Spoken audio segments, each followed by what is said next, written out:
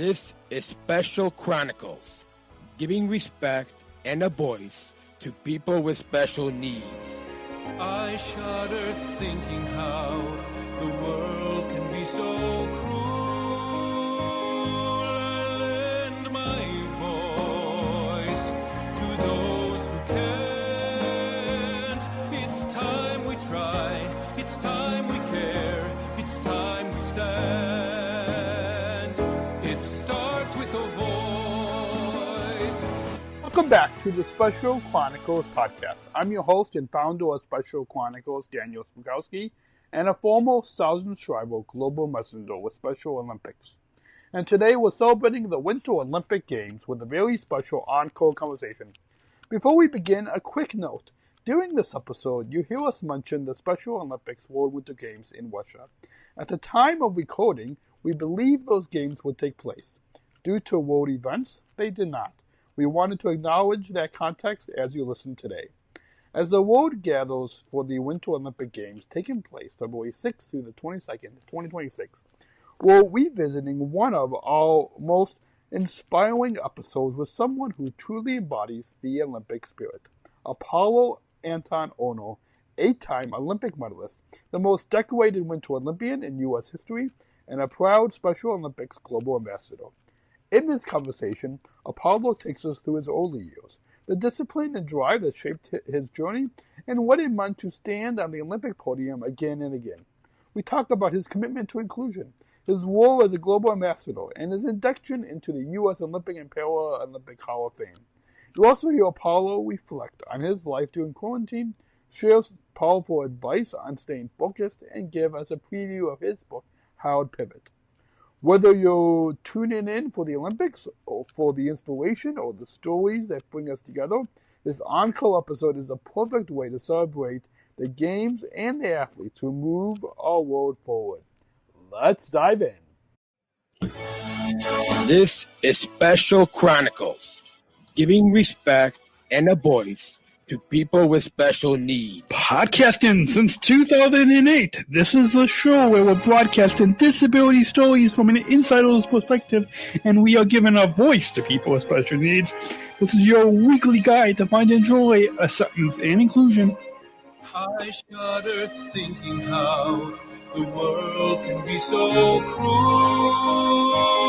I lend my voice to those who can't. It's time we try, it's time we care, it's time we stand. It starts with a voice.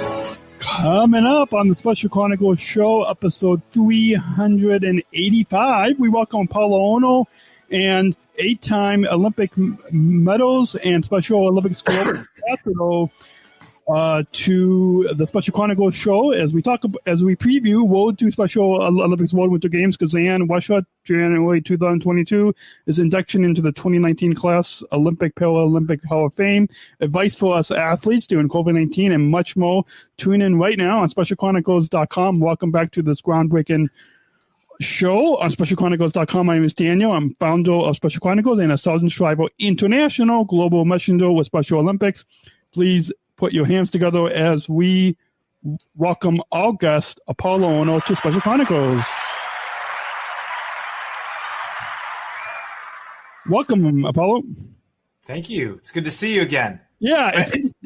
It's been too long. I wish we were doing this in person. I know. I wish we were doing this in person like a year and a half ago. It was so much fun to, but I guess we have to stick with these virtual interviews. I mean, in-person interviews are always better. And since now I'm working at United Airlines now, if we were doing this in person, I could fly to wherever you are, and then we probably could have done it in person. But that's all right. Next time. I just want to briefly mention to our listeners, support for Special Chronicles comes from listeners like you. Please support this podcast at specialchronicles.com/give. That's specialchronicles.com/give. You can also text GIVE to 833-953-2598. But if you go to specialchronicles.com/give, all of our listeners, you can help us reach. We're trying to raise $12,000 by November 2020 when we celebrate our 12-year anniversary of doing all this podcasting at Special Chronicles. So please support specialchronicles.com/give. And we thank you for your generous support. So let's get it. Let's begin with having you. I'm sure some of our listeners have watched that first interview that we did on the Abu Dhabi Daily Show. I also shared the audio of it, the video they saw on SpecialOlympics.org, but I shared the audio on the Special Chronicles show after. I couldn't get it posted until after the audio until after we got back in the U.S. But for any of our new listeners, why don't you reintroduce yourself to a listener? Tell us about your family, where you grew up, okay. Clearly, I copied the show notes on my phone from a previous guest. Sorry about that. But I know some of this from when we had lunch because we first met at the World Special Olympics World Games 2019 in Abu Dhabi in the UAE, from hanging out on the back of the bus, traveling from the 7-star hotel back to our Ritz-Carlton hotel, to our star-studded SSIGM luncheon, and our interview and personal skating lesson when we took part in the unified rollerblading. Tell us a little bit about your personal backstory. Absolutely. Well, it's good to see you again. I remember that trip in Abu Dhabi. It was, man, those were an amazing games.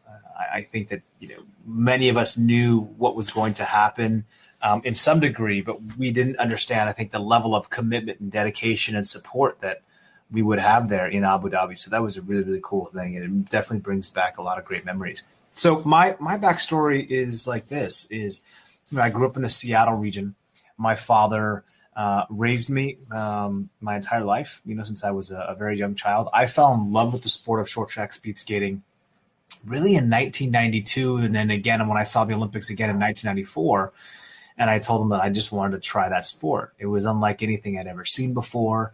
Short track speed skating it's a very different sport. These athletes are racing around this ice hockey rink going 30 plus miles an hour, and it just looked incredible to me. And so that began my journey down the road of pursuing this sport, both for fun, but also professionally, and try to figure out how I can just be the best version of myself while training and every day working towards progressing my craft and my love for short track. I went to 3 Olympic Games. I went to the 2002 Olympic Games, 2006, and then 2010. I've won 8 medals total. Had a really amazing career, a lot of great support from friends and family and coaches. And it feels like a lifetime ago, but it also feels like yesterday, if you know what I mean. So that was a really powerful, I think, moment in my life. I'm a huge believer of sport and how powerful and important sport is for all of us, regardless of skill level. And I can speak from my own experience that I've learned so much, not only about myself, but about my friends, about life through sport. And I think it gives us those powerful life lessons. And because I was able to have so much success in my realm of speed skating in the Olympics, it opened up a realm of possibilities and opportunities for me that I didn't even know would existed. So that's kind of a little bit of my backstory. I played many different types of sports growing up, Daniel. I did swimming, I did basketball, traditional American stick and ball sports, but short track speed skating was different, and it was unique, and it was something that I really thought that it was very, very special in ways because I'd never seen something like that before. So did you have a lot of, you said that, and I agree. And I think a lot of us athletes and within our Special Olympics movement can agree that sport can, depending on what ability level you have, sport, there's a lot of power to being involved in sports like we all in. But did you have when you said you participated in a lot of different sports, but when you were growing up, did you have a lot of ability in speed skating? Because you went on to, now looking back, and get an 8 gold, 8 medals? 8 medals total. Yeah. 8 medals total in speed skating in the Olympics. Did you have a lot of did you have a lot of skill ability in that growing up before you started competing at the global Olympic level? It took time, right? It took time like anything else. My rise through the kind of ranks was progressive, like many others. But when I first started skating, Daniel, I mean, I could barely make it around 2 laps without falling down. It took me a long time to understand the technique and training. But I was competing here domestically in the United States. I was competing against other athletes from Canada when we would do these North American championships. And then finally, when I made my first team is when I got a first chance to go and compete internationally.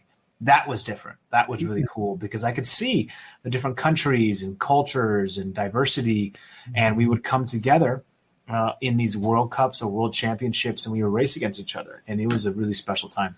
Awesome. Well, you mentioned a little bit about your personal backstory now as we kind of transition into your professional backstory and becoming an Olympic athlete. Tell us a little bit more about the backstory. Kind of take us back to the very early days of how you got started in competing at the Olympic level and speed skating and some of the favorite sports. Because as we just said, you are an 8-time Olympic medalist. You're the most decorated Winter Olympian in U.S. history, 3-time Olympian, 21 World Championship medals, including 8 golds and 12-time national champion. I know it was an incredible experience when we did the unified rollerblading in Abu Dhabi, but I'm excited to when we hopefully we'll get to hang out again in Kazan, Russia, and then maybe you can give myself and my mentor Chris some tips on speeds. Hopefully we'll get to. Yeah, I don't know. I'll take you skating. Let's do it. Yeah. Last time was on roller. This time I'll be on ice. Yeah. That'll be awesome too. So maybe we'll have to, because I think we have relationship managers that build our schedules, but maybe you can try to mention to the folks at Special Olympics that we can try to put that on our schedules when we're there. That'd be fun. Awesome. I love that. And so share with us a little bit about how you became an Olympic athlete and a little bit about those that very early days of. Yeah, so the early days were they were based in Seattle. I used to do roller skating for fun on the weekends. That's where we would hang out. That was the safe place for my dad to basically drop me off at. And then when I did see this sport of short track speed skating, it was unlike anything I'd had ever experienced before. It was unique. It was fast. It was exciting and dynamic. And so my first couple of races were just me trying to figure out what I was even actually doing. Eventually, as I found my way throughout the sport, I was getting the kind of attention of these coaches who had these training programs. And one of them was in Lake Placid, New York. This was in 1996, believe it or not, a long time ago. Yeah. And so I was 14 years old, and they saw that I had a tremendous amount of potential. And the coach, who his name was Patrick Wetland, told my father, he said, "Mr. Ohno, we see a lot of potential in your son. We think that he would benefit greatly from our training program, and we'd love to invite him to come be a part of the Junior Olympic training program." And when I arrived, after some fighting back and forth with my dad, because I didn't want to leave home because it was all the way on the other side of the country from Seattle all the way to New York, eventually my dad pushed me enough in a way that he said that this is going to be the greatest decision of your life. It's going to teach you so much more beyond sport, not just about being your best, but beyond sport. And so I had a great coach there. And within 1 year, Daniel, this was what really cool was that I had gone from essentially being, call it unknown and having no ranking to being number 1 in the U.S. at the age of 14. Awesome. And so that was a huge upset for a lot of these other athletes who had been training for 10, 15 years, sometimes 20 years. And here I was as a young kid who was 14 years old who could barely tie his skates. And I was out there beating some of these guys. So that's how my career progressed. And it wasn't always just straight up. I mean, there was times when I had lost and I didn't get what I wanted and I didn't perform well. Then I had to go back to the drawing board and pick myself back up and figure out how I can find more grit and resilience.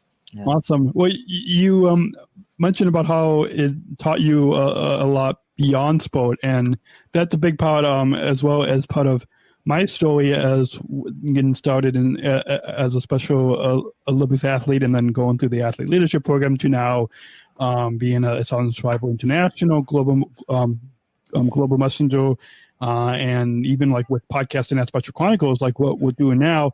There's a lot of skills that we develop because of the sports that we compete in that can take beyond sport. So is there maybe like one maybe skill or lesson that you can share with us that I can to take in from the speed skating and from the sports to go beyond sport? Absolutely. So for those of you who are not familiar with short track speed skating, it is a wild and very volatile and unpredictable sport. You can be the most prepared, the strongest, the fastest, and on that day, you can run the race 4 times and get 4 different winners. So the control of the outcome is not entirely something that is feasible. Like, we don't have control over whether we win or lose. We can put ourselves in the best possible position to give the greatest possible chance of winning the race or getting the result that we seek. But the overall outcome is not entirely within our control because there's so many variables and uncertainties of change that happen. And so there was a race in 2002, my first Olympic race, where I was about to win the race. I was like 2 seconds from the finish line, Daniel. It was so crazy. I could taste the gold medal. I could feel it. And I thought that I was going to win. And literally like this, someone had fallen into the back of my leg and taken me down, and I now fell down. And so all 3 or 4 athletes who were in the top 4 positions all fell down. And I had to scramble and get up as fast as I can using my instinct and throw my skates across the finish line to try and win the silver. And so the reason why I share that message with you is because in sport and in life, we prepare and we think and we want to get a specific result, just like what's happening right now with COVID-19. Yeah. The beginning of this year in January, I'm sure you, along with we had these big goals. We were focused. We were excited for the new decade, right? 2020 was supposed to be a great year. And all of a sudden, just like when I got taken out, boom, everyone's life changed. And so what I learned from that moment was I can't just stay down. I can't just allow that uncertainty to stop me from continuously keep getting back up time and time again. And so just like in the Olympics and just like right now, we have to get back up. We have to throw ourselves towards the finish line, and we have to continuously keep adapting and reinventing ourselves. We don't know what the outcome is going to be, but the human condition is very strong. And it's very powerful. And the one thing that we do know is that we can survive and we can thrive. And it first starts with the mind. So maintaining that positive attitude, maintaining that optimistic view, and then knowing and understand that, hey, sometimes it's not going to be easy, and that's okay. But I'm going to keep getting up. I'm going to keep showing up. I'm going to keep trying my best. That is the most important lesson that I can share. Awesome. Yeah, beginning of this year, I've always gotten a silver medal at our summer games, our state championships, and I got 2 gold medals at our regional, and I had a goal this year at our summer games to get a gold medal in swimming, and because we couldn't have that,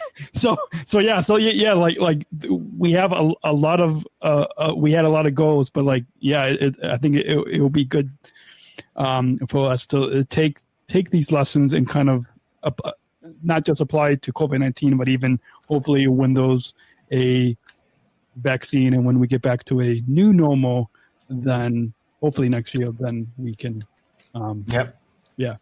So becoming a Special Olympics global ambassador. Once again, our guest is Apolo Anton, 8-time Olympic medalist and Special Olympics global ambassador. So tell us about how and when did you get started in our Special Olympics movement? Why did you enjoy working as a global ambassador and advice for other Olympic athletes, and celebrities on why they should become a global ambassador with movement at Special Olympics? Absolutely.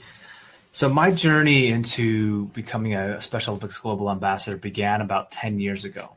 And this was immediately after my first, my final Olympic Games. I knew that I wanted to stay connected to sport. I had a deep fondness and appreciation for Special Olympics and all of the values and the resources that it provides to all of the millions of athletes and people all across the world. And the first time that I had stepped foot inside of a games, it was powerful. And I thought that I would be lending my time and energy. And in reality, I made so many great friends. I had learned so much. I was reminded of the purity of sport and also the incredible power and strength that this movement has to give to people all over the planet and to those who don't have the same resources perhaps that we have here in this country, and to bring us together in a way that is very unifying and very, very connected. So, I think in a world that is living in uncertainty, that has and is facing significant challenges, the messages and the inspiration and the motivation and the strength that we learn from all of the athletes and the teams in the Special Olympics arena are more needed today than they ever were before. And so to all of my friends who are considered celebrities or other Olympic athletes, this is an organization it's all about love, and it's about helping others. It's about bringing awareness. It's about unification, solidarity. It's about breaking down barriers, and everything that we talk about, I think, on a global scale. The Special Olympics movement and the Shrivers and the ambassadorship from so many great people. This is what it takes. And if we want to live in a world that is better, this is how you do it. And so I always advise a lot of my friends to, if they have the chance to come and do it live at an actual Special Olympics, you have to absolutely participate. Awesome. I should have tried to figure out a way to put this on the screen. But there was a quote that you mentioned about love, and that our Special Olympics athlete, this message, and actually when I became an international global messenger and gave a 2-minute speech at the headquarters of Washington, D.C., to the staff there about that whole idea, that whole message of love, and it's needed now more than ever. And so I'll try to show you and our viewers on the screen, and I will I can send this to you later afterwards. But send to me.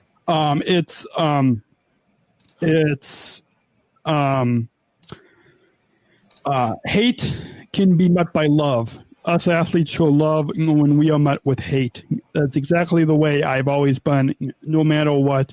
When people have said bad stuff about me and my friends, I smile and I listen and I stay happy and joyful when interacting with them. That's what I've always shown. And so that, particularly that first line, that whole quote that I said, I think can relate to what you said. But do you want to comment on that on that quote? Well, I love that quote. I think first and foremost, Daniel, it's easy sometimes to react. It's more challenging to respond. And, sometimes when something happens to you and it makes you angry and you get upset, that's okay. But I think when you think about the long-term goal of what are you trying to accomplish, it may change the way that you respond. And when you respond with a different type of energy, I just believe over time, that good karma will build up, and the world needs more of that. And when we meet each other where they are, in their lives, and with empathy and with gratitude, I think that we can see a different view of what that actually is. And so, nothing in this life is really guaranteed. And I think we have to be appreciative of all of our personal situations. And sometimes it's difficult for us to imagine why a person is acting or reacting in the way that they are. What are the shoes that they're putting on every day? What is the position that they're in? What type of, anger or whatever it is that they're dealing with? I think it's always the best to be met, I think, with the same things that you talked about. So it's a great quote.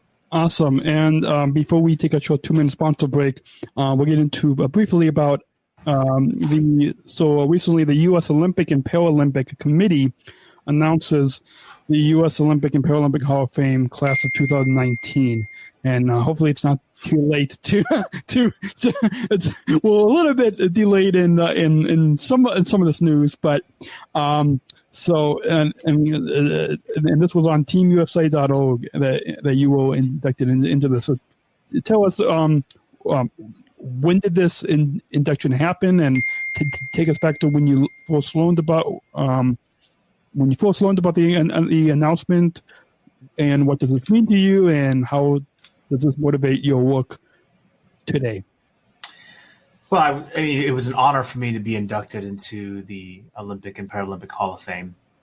In Colorado Springs, I was actually in the middle of taking this leadership program at the University of Pennsylvania at the Wharton School of Business, and I had received this news, and it was wonderful. So everything, Daniel, that I've received in terms of accolades and inductions of these Hall of Fames, I'm just grateful for them, that people have considered me to do something that was extraordinary in the sport. So I'm grateful. I don't know what else to say. Yeah. It was amazing. Yeah. So one thing, our guest on the Special Chronicles show on specialchronicles.com is Apolo Anton Ohno, 8-time Olympic medalist and Special Olympics Global Ambassador. We're going to take a short sponsor break to mention one of our sponsors, and we'll be right back right here on specialchronicles.com. So don't hit pause, or don't hit stop. We'll be back in 2 minutes from now right here on specialchronicles.com. Hi, my name is Lisa Noble, and I'm a ComEd Energy Force Ambassador and an athlete with Special Olympics Illinois. Hi, my name is Daniel Spakowski, and I also am a ComEd Energy Force Ambassador and founder of a company called Special Chronicles. The ComEd Energy Force program is a program that hires people with disabilities to teach the public how to save energy and money. It's the country's first energy efficiency program of its kind. Saving energy is especially important while everyone is at home due to COVID-19. We're using more electricity than ever before. Just think about how many more times you are opening the refrigerator door these days. And while the economy is stressed, it's more critical than ever to save money where we can. Following these tips can save energy and money in this time of COVID-19. Wash your clothes in cold water and use the dryer sparingly. Your dryer can take up to 7 times more energy than the washer. Turn off and unplug any electrical devices or power strips you are not using. Electrical devices can continue to zap power even when turned off if they're still plugged in. We call them vampire devices. Use LED bulbs. They use 25% less energy than incandescent bulbs and last up to 25 times longer, saving you lots of money over time. Keep your refrigerator between 35 and 38 degrees. And be sure to use Energy Star appliances. And last but not least, check out ComEd.com/home savings for more tips and rebates. Lisa and I would like to thank you for taking the time to listen to us today. Remember, we are all in this together. Stay healthy. And stay safe. Bye. Quick programming note, you can learn more at specialchronicles.com/ComEd, specialchronicles.com/ComEd, and learn more about how ComEd is powering lives and really is powering us to keep not only the lights on, but all this plugged in so you can hear us. It's thanks to ComEd.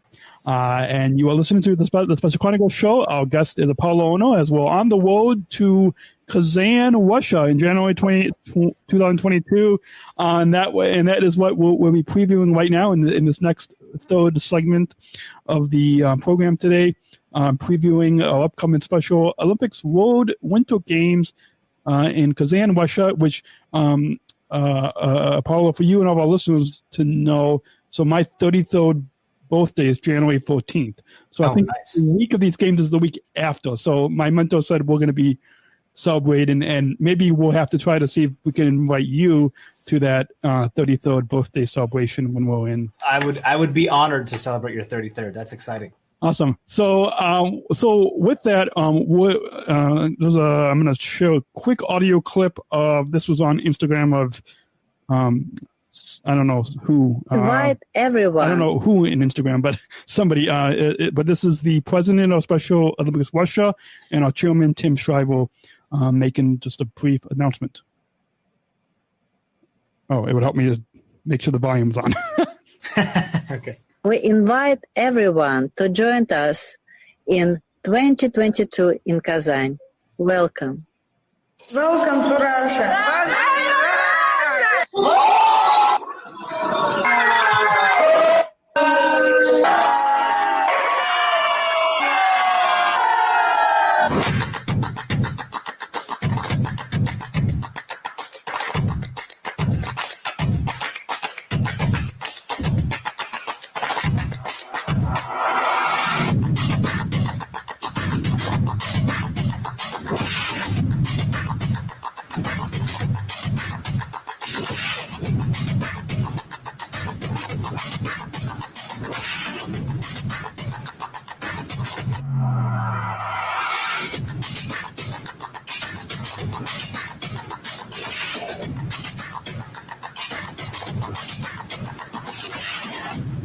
We invite everyone to join us.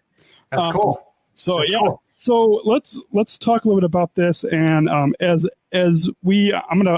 got some talking points that that Special Olympics sent to me. And so as I try to pull that up, why don't you, Apollo, tell us a little bit about your thoughts on our upcoming Special Olympics World Winter Games coming to Kazan, Russia in January 2022. So tell us a little bit about when you first found out about this announcement. And so this announcement was actually semi-recent to me.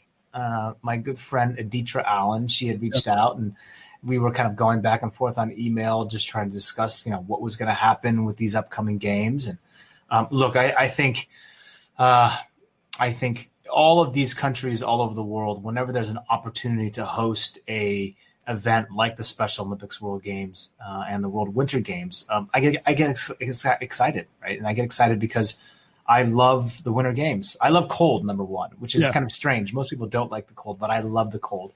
And I just think it's a wonderful opportunity to showcase not only the cultures, the people, but also talk about the things that are the most important, from the food to the diversity to the inclusive nature that these games are, and the fact that we want to set aside differences, to set aside the things that maybe make us so different. And for a period of time, we all compete, we all come and play on one patch of soil. And that, to me, is what inclusion is really all about. Is it doesn't matter your skill level. It doesn't matter who you are, where you come from. This is all about celebrating sport and life and people in a place where it's really needed, and we need that more than ever. So I personally I'm pumped, man. I'm really excited for this. Yeah, me too. Yeah, I'm really excited. I'm more into summer sports, but I'm also excited for these World Winter Games. I'll bring you over to this side. I'll bring you over to this side. Yeah. So, and with that, with the unified speed skate, maybe not speed skating, maybe just unified skating lesson, you'll bring me over to the winter side. Yeah. So and we want to remind our listeners, and I'm reading directly from the talking points that I was given for the announcement of Kazan. So this is all the correct information. That it will be held January 22nd to the 28th, 2022. 1 year later than was originally planned. And the Kazan was selected as the host city for these World Winter Games 2022 based on a comprehensive bid proposal and significant support from Russia, federal, regional, and local authorities. And I don't know if you knew this, Apollo, but Special Olympics Russia's vision to create inclusion for people with intellectual disabilities throughout the country and region and the world, and they want to use these games to really get more athletes and families involved. Kazan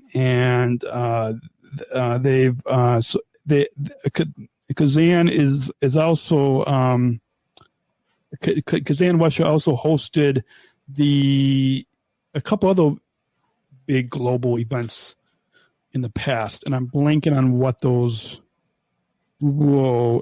I think there was I want to say a soccer event. I don't know if you remember, but there was a couple other big global events. I think like some big college event and another event. I think it might have been the World Cup, maybe they had hosted. So they have the experience of hosting global events. That's great to hear. But so what are you most looking forward to these games, and what are you most looking forward to these games? It's a good question. Speed skating, obviously, number one. And then number two, I haven't spent a lot of time in that part of Russia. I've never actually even been there. So I'm really curious to see. I know that they've got a lot of athletes there, and they've hosted, like you said, big events. And it's going to be interesting to see the differences in the way that a place like Abu Dhabi hosted, which is going to be, I'm sure, very different than how Russia will host this. So this is going to be an interesting time, Daniel. Yeah, and I think it's going to be a great experience regardless. So I'm looking forward to it. Yeah, absolutely. And a quick question from our fellow SSI GM, Hannah. Hannah as well from Colorado. Mm-hmm. She asked, what site would you like to see in Kazan, Russia? Oh, I don't even know, because I don't know what sites I should be seeing. So maybe all three of us should go. We should make a little trip. We should do why don't we do like a Daniel and Apollo and Hannah on the road, where we just go, we record, we have food, we check out some of the sites. We should, and we'll make it a little vlog. I like it. Yeah, we'll do a vlog. I like it. Yeah, we'll do a vlog. Yeah. So I'll bring like one of those selfie things, Yeah. So yeah, awesome. And then you could put it on your social media. We'll put it on Special Chronicles, and I'm in. Awesome. So let's try to add that to our schedule for Kazan. And then Hannah also asked, are you still doing break dancing? I'm not. The only break dancing I'm doing right now is if I broke a hip trying to do the break dancing. So I haven't done that in a long time, Hannah. Awesome. So she's got such a good memory. It's awesome. And then one other question from Hannah says, how would you like to? What are you going to do to prepare for Kazan, Russia? Well, I think what I always do before I go on a trip is I want to know who's going to be there. And I want to try to recognize people by their first names. And I'm excited. And hopefully this will be a time when we don't have to do social distancing and we don't have to, but who knows? And if that's the case, we'll adapt and it'll be fine. Yeah. But I'd love to be able to just go there and just give people hugs. Absolutely. Yeah. So hopefully this will be a big celebration for us to kind of look at the global pandemic in the past, and then as we look to the future. And I'm sure this will probably be one of the first global events after the global pandemic. So I'm sure there might be some new stuff, but we'll see. And so we're gonna take in just a minute. We're gonna take one more break, and then we'll get to the final thoughts, questions at the end. But for the second time, I'm going to combine these two questions in one. So can you share with us advice for our fellow Special Olympics athletes as they prepare for this to compete in this global event? And So I would say prepare your mind as well as your body to remember to always have fun, and to also recognize that sometimes it's not going to be easy, and you're going to have good days, you're going to have bad days, but the consistency of work is really important. So putting in the time, putting in the work, being consistent with it, and where your intention is. Every day that you step out onto some training field, just remember that that's an incredible opportunity for you, and to have gratitude for that opportunity. So awesome. One of our guests is Apolo Anton, 8-time Olympic medalist and Special Olympics Global Ambassador. We're going to take a short 2-minute break for sponsors, as well as hear a PSA for the Inclusion Revolution. And when we come back, we'll get to how Apolo is living the quarantine life during a global pandemic. And final thoughts is all coming up right after the break, right here on SpecialChronicles.com. This episode is brought to you by The ComEd Energy Force Ambassador Program. The Energy Force is the country's first energy efficiency education program designed for and taught by people with disabilities. ComEd is powering lives, and Rady is powering us here at Special Chronicles. Learn more at specialchronicles.com/ComEd. That's specialchronicles.com/ComEd. Thank ComEd for the generous support of Special Chronicles. This episode is brought to you by listeners like you. Please support this podcast at specialchronicles.com/give. That's specialchronicles.com/give. And you can also text GIVE to 833-953-2598. Text GIVE to 833-953-2598. Or just go online to specialchronicles.com/give and help us reach our $12,000 goal by November 2020 to help us continue producing the podcast here on specialchronicles.com. We're not just athletes. We are the ambassadors of an uprising. Peaceful protesters. In a rebellion against anyone who has a fear of difference. Difference. Our demands are equality, dignity, and the recognition of our shared humanity. We will not stop Or accept anything less. Today, our world is More divided than ever. And coming together has never been more urgent. The revolution is inclusion. Find out more at jointherevolution.org. This is Special Chronicles, giving respect and a voice to people with special needs. You are listening to the Special Chronicles show right here on SpecialChronicles.com. Our guest is Apolo Anton, 8-time Olympic medalist and Special Olympics Global Ambassador. Welcome back, Apolo. Thanks. And so there's a song by this Christian artist named Matthew West, and he wrote a song called Quarantine Life. And I just interviewed him a few weeks ago at the first week of this month. So we'll begin with a Grammy nominee, a single songwriter, and we'll end in with you. So August is kind of a busy month for us. It's a good month. Good month. Yeah. And so to talk to us a little bit about how are you living the quarantine life during COVID-19 global pandemic? Well, it was a big challenge in the beginning.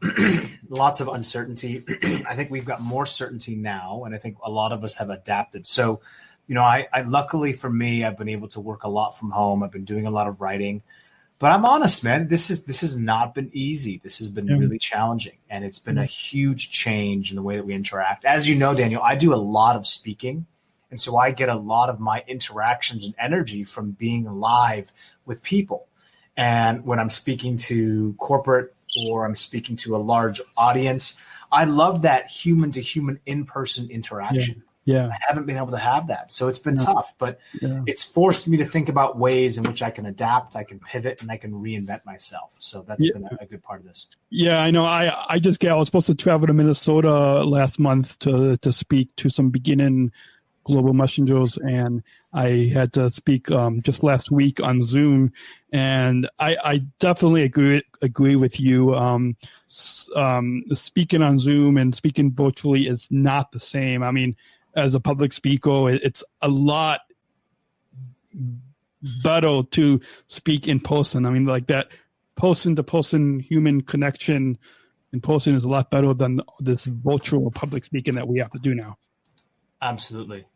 So as an athlete yourself during the coronavirus, how would you recommend that athletes stay focused and stay in the best possible shape to be ready for competition? I know Special Olympics launched early, but they launched the School of Strength program in partnership with the WWE, but we also have the Fit 5 program. So we now have two kind of at-home fitness programs, School of Strength and Fit 5.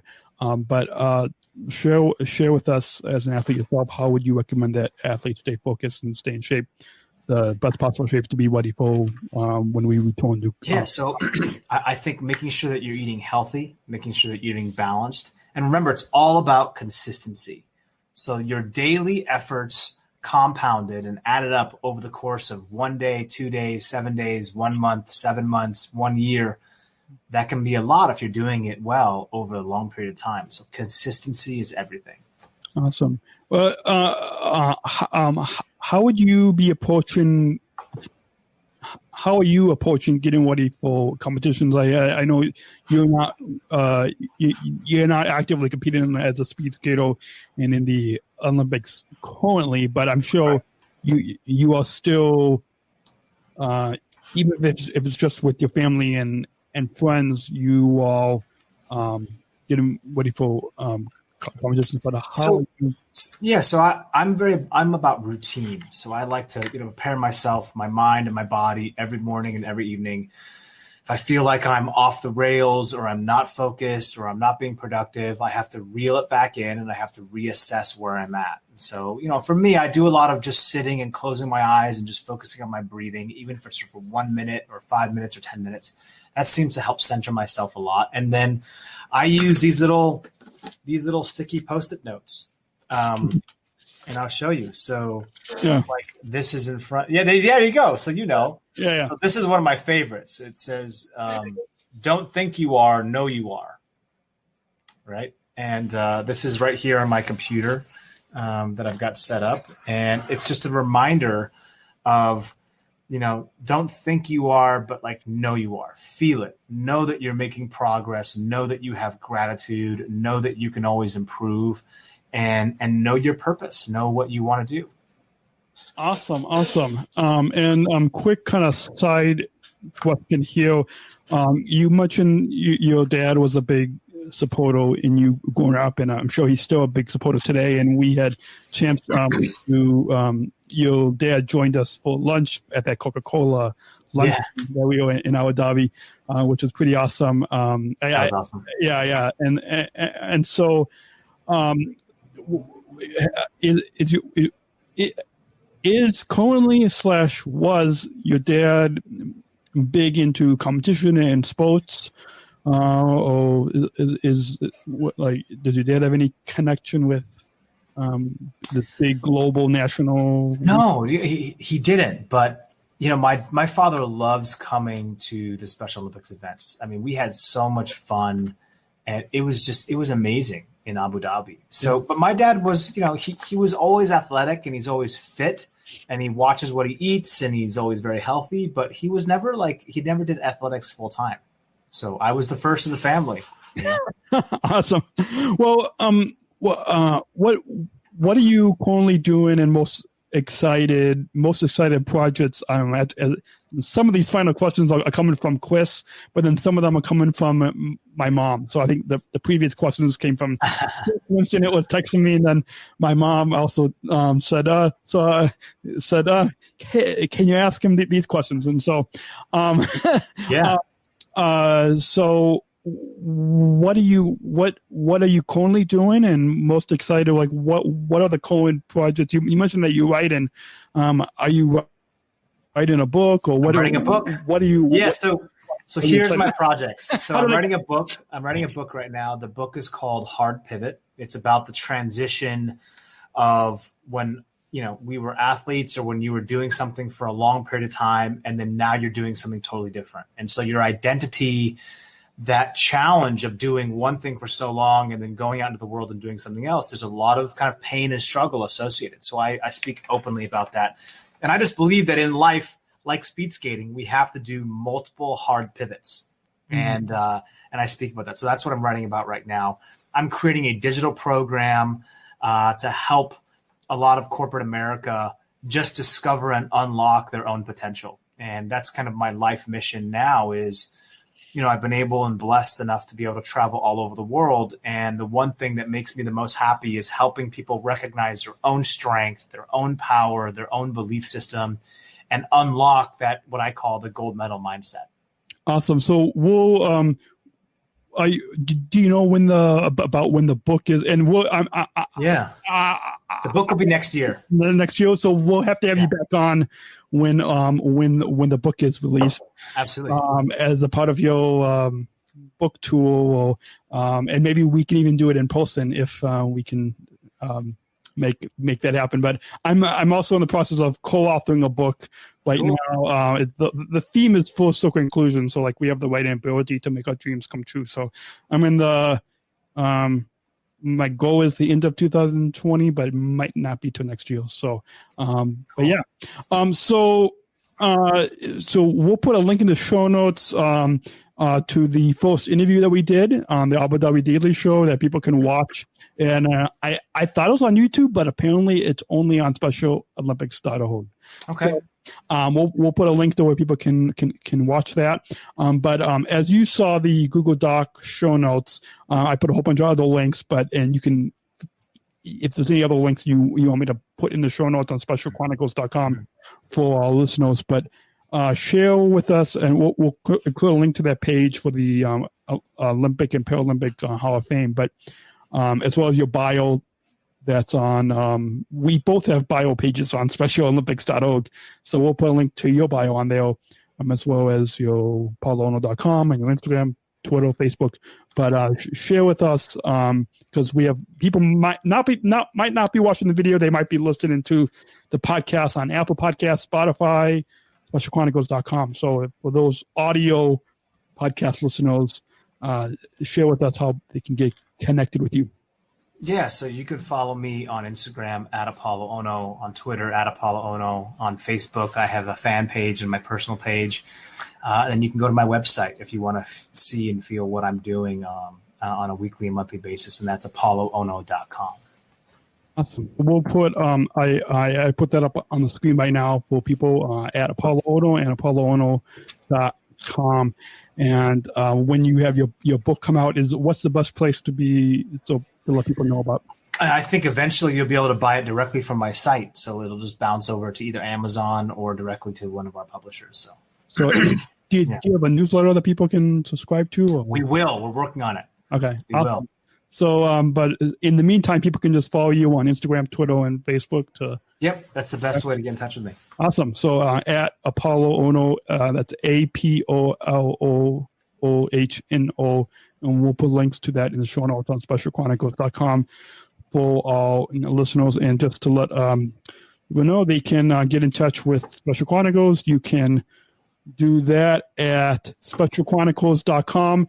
to get connected with us on Facebook, Instagram, Twitter, YouTube, and all of our social media is on there. So instead of mentioning all the social media handles, I'm just going to point people just to go to SpecialChronicles.com, and all of the social media is at the top of the site.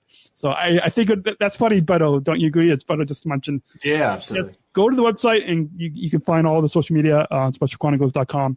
And my social media, if you are curious, is at Podman Dan. So there we go. Finally, as we come to our close and final thoughts, can you share with our listeners advice to encourage our listeners, both in the mainstream community, but also within our Special Olympics movement and everyone across the globe on advice on and kind of maybe tie into that advice on what inclusion means to you? Sure. Inclusion means to me that it's got no barriers. It sees no colors, no political or religious barriers. It's about everybody. There's only one human race, and that's the human race. Mm-hmm. And all of us here, hopefully the silver lining in this COVID-19 pandemic is that we all come together better, and we recognize what's really important, how important sport and life intertwined, and how can we support and celebrate each other. And so inclusiveness and inclusion to me is bringing everyone together. Awesome. And before we get to the final thoughts, quick kind of side note before we get to the final thoughts and a little outro message at the end. We mentioned this on the Abu Dhabi Daily Show, so we'll mention it briefly now. But one of the questions I asked you, if you remember on the Abu Dhabi Daily Show, which try saying that 10 times fast. I didn't come up with the name of that show, but you showed us the health wing that you have. So can you share with our listeners? Oh yeah, my Aura ring. Are you talking about this thing? Yep. Yeah. So some friends of mine, full disclosure, I'm a participant in this company, but this ring is really cool. It basically monitors your heart rate, your light sleep, deep sleep, REM sleep, your latency, meaning how fast you fall asleep, how long you stay to sleep, the temperature in your body. It's a really, really cool kind of health measurement and device. I am not the best natural sleeper. So by me monitoring my sleep, it really helps me fine tune the best way for me to get the best sleep. So I'm glad you remember that. Yeah. So, can you share now any final thoughts on your overall time today on the Special Chronicles? Yeah, it's great. I mean, look, I'm happy to see you again, Dan. I know that we've been trying to schedule this for a while, and hopefully we can hang together when we go to Russia, and we'll get everybody together. It'd be fun. Yeah. I'm looking forward to that. And my great grandfather or some just in World War II that are from Russia. So. So that's neat, and looking forward to not only celebrating my 33rd birthday in Russia, but all the other adventures that we're going to have. Can't wait. So thanks again. Our guest on the Special Chronicles show has been 8-time Olympic medalist and Special Olympics Global Ambassador Apolo Anton. Thank you again, Apolo, and looking forward to having you on the show again next year to talk about your new book. Absolutely. Thanks for having me, Dan. So until then, and folks, stick around for a little video message at the end of the program. So until then, remember, choose to include. Until next week, remember, choose to include.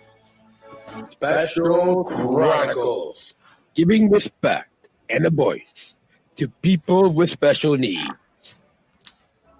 Okay, I'm just going to leave everything recorded. And so did you pull up that video message? I'm ready, man. Whenever you're ready. All right. Let me just, for the sake of get rid of this panel, and let me just get rid of, so they can edit that out. I'm just going to get rid of this live show. That won't look good. Actually, it might be better if we just do you full screen. Yeah, let's do that. Yeah, that's because they don't need to see me on this, so I'm just gonna. Yeah, that's better because that way there's no Brandon. Okay, I'm gonna give you a countdown, and sure. we'll. So 3. I'm gonna say 3, 2, 1, and then. Sure, I'm ready. Yeah. So this is an Apollo video message for Special Olympics Illinois 2020 virtual gala. In 3, 2, 1.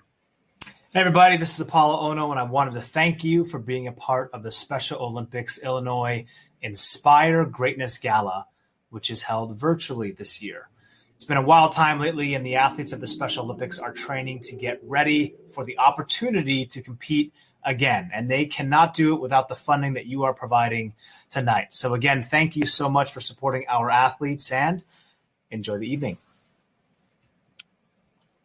Ew. And scene. So cool. I'm going to let them edit that out. So let me go in and just stop the audio and make sure. Good. Awesome. So let me go ahead and just stop the broadcast and see you folks